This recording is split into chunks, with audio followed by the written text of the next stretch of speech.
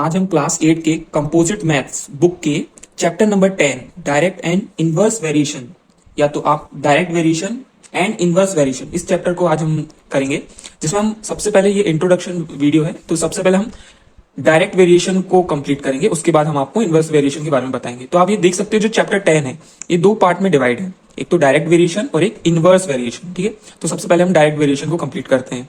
तो जो direct variation क्या होता है, डायरेक्ट वेरिएशन में क्या रहते हैं, दो वेरिएबल रहते हैं। ठीक है, जिसको हम एक्स लेट करते हैं और दूसरे वाले को वाई लेट करते हैं।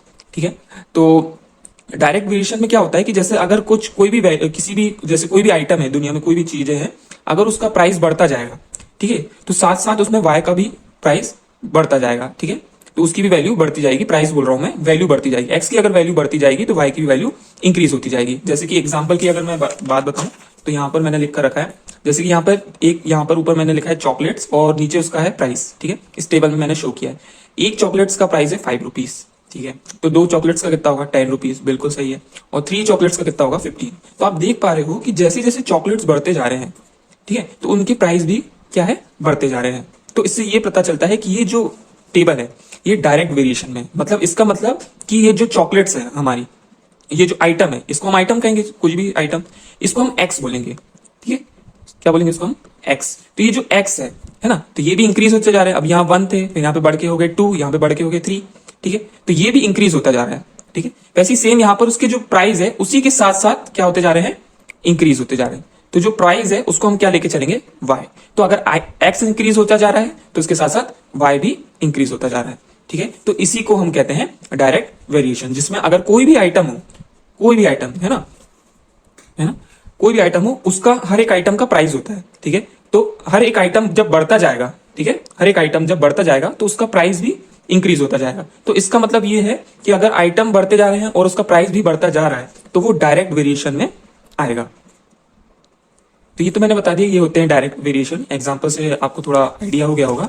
अब इनको डायरेक्ट वेरिएशन को निकालते कैसे, सॉल्व कैसे करते हैं, इससे पहले सॉल्व करने से पहले बताता हूँ ये जो डायरेक्ट वेरिएशन है, तो मैंने आपको एक्स और वाई का वैल्यू का मतलब मैंने बता दिया है। एक्स यानी कोई भी दुनिया में जितने भी आइटम है सबके प्राइस होते हैं, वो है, और वाई यानी उसके प्राइस। अगर वो आइटम बढ़ता जाएगा तो उसका प्राइस भी बढ़ता जाएगा। ठीक है, तो अब इनको निकालते कैसे हैं, जैसे अगर डायरेक्ट वेरिएशन को हमें सॉल्व करना है तो हम निकालने से पहले हम बताते हैं कि जो डायरेक्ट वेरिएशन का क्या निकाला जाता है, रेशियो निकाला जाता है।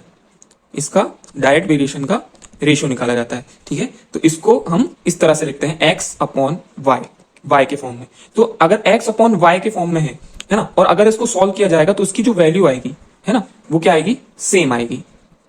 कैसे आएगी, सेम। सेम या तो आप उसको कोई भी सेम बोल सकते हो या तो कांस्टेंट बोल सकते हो। सेम या तो कांस्टेंट। ठीक है, अब यहां पर बिल्कुल वैसे ही यहां पर अगर y अपॉन एक्स भी है, उल्टा भी अगर कर दिया जाए तो भी उसकी वैल्यू क्या आएगी, सेम ही आएगी।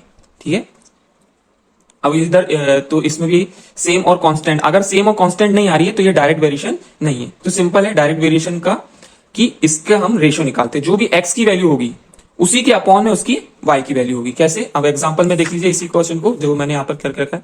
जैसे कि ये क्वेश्चन आया आपको डायरेक्ट वेरिएशन में है, क्योंकि जो x है, जो आइटम है, बढ़ता जा रहा है और प्राइस भी बढ़ती जा रही है।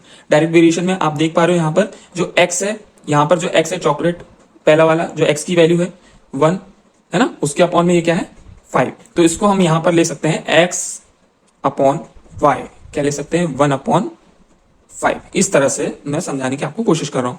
ठीक है, तो इस तरह से लिया जाता है। जैसे यहां पर लेंगे 1/5, फिर अगले बार में हम लेंगे 2/10, फिर अगले बार में हम लेंगे 3/5। तो हम ये भी हम कह सकते, यहां पर हम कहेंगे कि ये होगा हमारा x1, ये होगा हमारा y1, ये होगा हमारा x2, ये होगा हमारा y2, ये होगा हमारा x3, और ऊपर वाला नीचे वाला होगा हमारा y3। ऐसा हमारा चलता जाएगा। अब इसको हम जब सॉल्व करेंगे तो चलो हम इसको यहाँ पर यहाँ 1 लिख देते हैं, ये x1 है, y1 है। तो ये तो सॉल्व होगा नहीं, ये तो कटेगा नहीं। x1 अपॉन y1 पहले से 1/5 में है। अब जैसे हम x1 अपॉन y2 लेंगे, सॉरी माफ करना, x2 अपॉन y2 लेंगे, तो x2 अपॉन y2, तो x2 की वैल्यू क्या है 2 और y2 की वैल्यू क्या है 10। अगर हम इसको सॉल्व करें 2 1 जा 2, 2 5 जा 10, तो इसकी वैल्यू भी कितनी आ रही है 1/5। और सेम हम अगर x3 अपॉन y3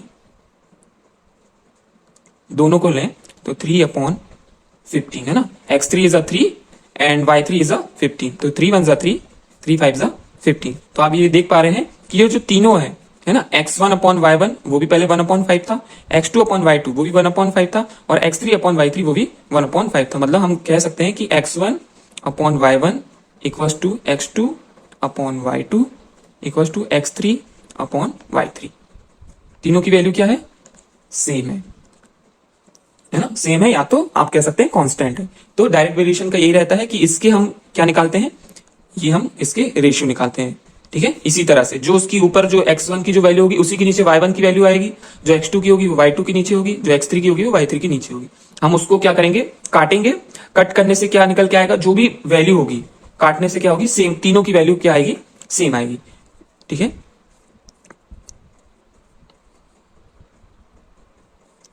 तो तीनों की वैल्यू क्या आ रही है, 1/5, मतलब x अपॉन y, है ना, ये क्या आ रही है 1/5। तो ये हमारा आ गया कांस्टेंट वैल्यू 1/, ये हमारी आ गई कांस्टेंट वैल्यू 1/5। ठीक है, समझ गए आप लोग। इसी तरह से क्वेश्चन आते हैं। अब एक क्वेश्चन इसी को मैंने फिर से यहाँ पर राइट किया है, तो इस तरह से भी आ सकता है कि यहाँ पर आपको टेबल दे दी जाएगी और टेबल में से कुछ या तो एक्स को मिस कर देंगे या तो वाई को मिस कर देंगे ये लोग, है ना। जैसे कि यहाँ पे मैंने किया है एक, और यहाँ पर सेम क्वेश्चन लिखा है कि 1 चॉकलेट का प्राइस है 5, 2 चॉकलेट का 5 है 10, 3 चॉकलेट का प्राइस है 15। तो 6 चॉकलेट का प्राइस कितना होगा वो हमें निकालना है। तो आपको इसको कैसे डायरेक्ट वेरिएशन की तरह इसको सॉल्व करके बताना है। ठीक है, तो यहाँ पर आप देख पा रहे हो ये भी हाँ डायरेक्ट वेरिएशन में है कि जो हमारे जो ऊपर की जो वैल्यू होती है उसको हम एक्स ही ऐड करते हैं। ठीक है, वो भी इंक्रीज होती जा रही है, और साथ में नीचे जो हमारी उसकी जो प्राइस है वो उसको क्या मानना हम ऐड करते हैं वाई, वो भी क्या होती जा रही है, इंक्रीज है। तो आप देख पा रहे हैं ये डायरेक्ट वेरिएशन में। तो आपको मैंने बताया हुआ है कि हमेशा डायरेक्ट वेरिएशन को हम कैसे निकालते हैं, रेशियो में निकालते हैं। ठीक है, अब जैसे कि हमको सिर्फ उसका मिसिंग पार्ट हमें उसको निकालना है, तो हमको बस पहले हमें क्या कर लेना है, पहले हम इसको वो लिख लेंगे कि कौन x1 है कौन y1 है। तो ये सर मैं लिख लूंगा कि ये x1 x2 x3 x4 है ना, ये हमारा ये नीचे y1 y2 y3 और ये y4। ठीक है, ये हमने पहले इसके लेट कर लिए, इसके जो वेरिएबल ऊपर वाले x के होते हैं, नीचे वाले y के होते हैं। जो भी आइटम होते हैं वो x में डिनोट करते हैं, और जो उनके जो भी प्राइस होगी उनको y में डिनोट करते हैं। तो आपको अभी एक्सरसाइज 10A में यही सारे क्वेश्चन आने वाले हैं। तो बस इसमें कुछ नहीं करना, ये तो बहुत ही आसान क्वेश्चन है। इसमें जो मिसिंग पार्ट है कौन सा हमारा, ये वाला, कि ये वाला जो पार्ट है हमें इसको निकालना है। तो कैसा है, इसको मैं अगर लिख लूं, क्या दिया हुआ है, ऊपर वाली की वैल्यू x4 की वैल्यू तो दी गई है 6 है, तो मैं उसको 6 ले लेता हूं, और y4 नहीं गिवन है तो मैं उसकी जगह y4 ही लिख देता हूं। ठीक है, जिसकी वैल्यू हमें निकालनी है उसको हमने यहाँ पर लिख दिया। और कैसे लिखा बेटा, मैंने रेशियो में लिखा है। ठीक है, उसी के अपॉन में उसी का, है ना, x जो भी उसकी जो x की वैल्यू होगी उसी के अपॉन में उसकी y की वैल्यू, ऐसा लिख दिया। अब मुझे निकालना है इसका रेशियो। अब मैं कैसे निकालूंगा, अब इस जब भी हम मिसिंग टर्म का हम निकालेंगे तो हम इनमें से ये जो पूरे जो दिए गए हैं, ये पूरे 1 2 3 इनमें से किसी से भी हम इसका मिसिंग टर्म निकाल सकते हैं। आप चाहे 1/5 का यूज कर लें, या चाहे आप या मतलब x1/y1 का यूज कर लें, x2/y2 का, या x3/y3 का, किसी का भी अभी आप यूज कर सकते हो। तो मैं किसी का भी कर लेता हूं, मैं x1 का यूज कर लेता हूं। तो इसके सामने मैं x1/y1 की वैल्यू रख दूंगा, तो 1/5। ठीक है, तो ये मिसिंग टर्म वाला क्वेश्चन था। इसमें हमने क्या किया, मिसिंग टर्म को लिखा, जिसकी वैल्यू थी x4 की वैल्यू थी 6 तो वो वहीं लिख दी, y4 की वैल्यू नहीं थी तो y4 की जगह y4 लिख दिया। अब मुझे इसकी वैल्यू निकालने के लिए मैं इन तीनों में से किसी भी एक की हेल्प ले सकता हूं। तो मैंने क्या किया, x1/y1 की हेल्प ले ली और इसको निकालने की कोशिश कर रहा हूं। ठीक है, अब इसको मैं सॉल्व करूंगा कि जो, अब इसको सॉल्व कैसे करेंगे, अब आप देख पा रहे हैं कि ये दोनों फ्रैक्शन है, 6/y4 1/5। ठीक है, अब बीच में इक्वल का साइन है। ठीक है, तो क्या होता है इसमें, जब भी दो फ्रैक्शन हो और बीच में इक्वल का साइन हो, उसको मैं अच्छे से बना देता हूं। तो क्या करते हैं, तो जो भी डिवाइड में होता है वो मल्टीप्लाई में चला जाता है, और जो है ना, जैसे यहाँ पे डिवाइड में कौन है, नीचे, जो भी, मतलब आप ऐसा समझ सकते हो जो भी नीचे वाले हैं नंबर, जो भी डिनोमिनेटर में है वो ऊपर चले जाएंगे इक्वल के उस तरह। जैसे कि यहाँ पर आप देख सकते हो 6/y4 ये डिनोमिनेटर है, ये उठ के ऊपर चला जाएगा, तो ये ऐसा हो जाएगा 6 = y4 ऊपर चला गया, है ना, यहाँ आ गया, और यहाँ 5 भी नीचे था, तो ये कहां चला गया, इधर चला गया, डिवाइड में था, इधर आके इनटू में आ गया। ठीक है, तो ये जो दोनों जो डिनोमिनेटर थे, है ना, वो ऊपर आ चुके हैं। जो 5 था डिवाइड में था, मल्टीप्लाई में आ गया, जो y4 डिवाइड में था मल्टीप्लाई में आएगा, y4 1 सा y4। अब इसको हम कर लेते हैं, 6 5 सा 30। तो ये देखिए y4 की वैल्यू आ चुकी है, तो y4 की वैल्यू क्या है हमारी 30। तो इसका मतलब ये है कि अब मैं y4 की जगह क्या लिख सकता हूँ, वैल्यू 30 लिख सकता हूँ आराम से। तो यहाँ पर 6 चॉकलेट की प्राइस कितनी होगी, 30 रुपीज। तो इस तरह से हम मिसिंग टर्म को निकालते हैं, ठीक है।